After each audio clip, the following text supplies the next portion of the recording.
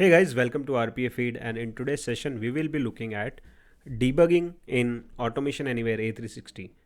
So how you can debug your bot, that's what we will be looking at. So first of all, let's understand what is debugging. So according to Wikipedia, debugging is a process of finding and resolving bugs within your software program. So in simple terms, if we explain, this will be debugging is a process where you try to find and fix issues during your bot development. So debugging is the process that helps you understand or analyze what may be causing the issue in the bot, right? You can watch your variable values, what input your bot is getting, and what you are processing. Those kind of details can be quite easily analyzed during your debugging process. And in A360 debugger, what all options we have, we will be seeing them in this session. So we have debug, start, step over, stop, enable, disable breakpoints, clear all breakpoints, and exit debug. So all these features have the respective shortcut keys. If you want to use shortcut keys instead of clicking the buttons, you can very well do that. So how to debug a bot? So you can start the debugging process by clicking on debug option and exit from the debugging by clicking on exit debug option, or you can press F10 key. So as shown in the screenshot, you can click on F10, which will act as a toggle between enable the debug option or exit from the debug option, or else you can use the debug and exit debug buttons right on your bot editor screen. So this is how we have picked the sample bot. In this, you can see there is a debug option menu wherein you can start your debugging, step over, stop, or enable or disable your breakpoints. And then these are the breakpoints. Breakpoints are small halt wherein the bot, you can pause your bot temporarily and view the values. So those are breakpoints. And then in exit debug, you can exit from this view. This is your debugging view. In this view, you will not be able to edit your bot. You can only view your bot and view the variables, watch for the variables. So let's now flip to the bot editor to see the debugging process in action. So this is our number package example. In this example, we have, let's say, three variables out there, and right now it's in normal editor mode, and we will switch over to the debug mode by clicking debug button. And now we are into debug mode. Here in the left hand side, you can see there are three variables for which we can watch out. As soon as we'll proceed through the linear debugging process, the values will be shown up here. So let's start with debug. So this is how we start with the debugging process. Click on the button or F5 button. This is how we got the message box, and because the bot executed successfully as we didn't had any of the breakpoints, so we need to place breakpoints. Let me place two breakpoints here, and now let's start this again. So what this will do, your bot will execute first and second line, and it will stop at third line, or maybe we can say it will pause at third line.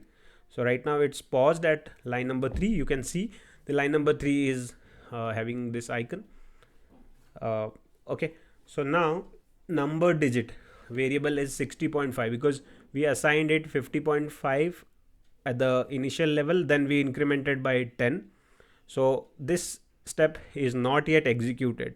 So we are getting this value 50 plus 10, 60.5. So now as soon as I click on step over, it will go to line number 4. And if you don't want to go to line number 4, you directly want to jump from line number 3 to line number 6, or maybe I can say next breakpoint. From this breakpoint to the next breakpoint, if you want to go, you can directly click step out, this button.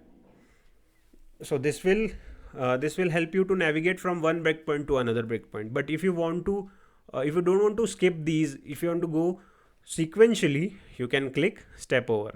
Let's click step over. So it went to the next step.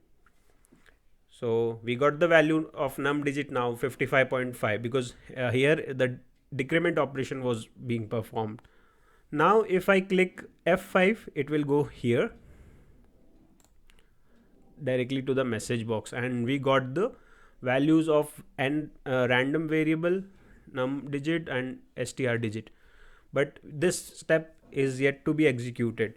So we click step out, and now we got the message box. So this is how you can do the debugging of your bot, of your entire bot. Debugging right now from parent bot to child bot is not yet supported, but you can debug your individual bots at the moment. So whatever complex logic you have, you want to debug, instead of getting message boxes, placing message boxes at every places and printing those values or displaying, getting those values displayed on the screen or logging them. You can debug your bot. That's quite fast and easy way to do your bot development. Let's moving back to the slides. So why to use debug feature? As you see, we can get rid of unnecessary message box. Like this is the way most of the people use the message boxes to display the values of the variables during their bot development. So prior to that debugging feature, I used to do this way, and this was pretty cumbersome. Like you add a lot of message boxes, but at the time of pushing your bot to the production, it's a quite nasty task to remove all the message boxes. And sometime it happens like by mistake, some of the message box were not removed. They happens to be present there. So in a large bot file, it's pretty tough to maintain this part, like this activity, adding and removing message boxes. But now this is not needed. So this is one of the why. And second reason is it's easier to investigate and resolve issue by stepping through. You can understand the bot flow, and line by line you can debug it through step through feature and step out feature. It's a lot more easier to debug your bot and analyze the issue, right, rather than using message boxes. So these are my takes on the debug feature. Hope you enjoy this video. Thanks for watching. Please do subscribe to our channel and let us know your feedback or thoughts on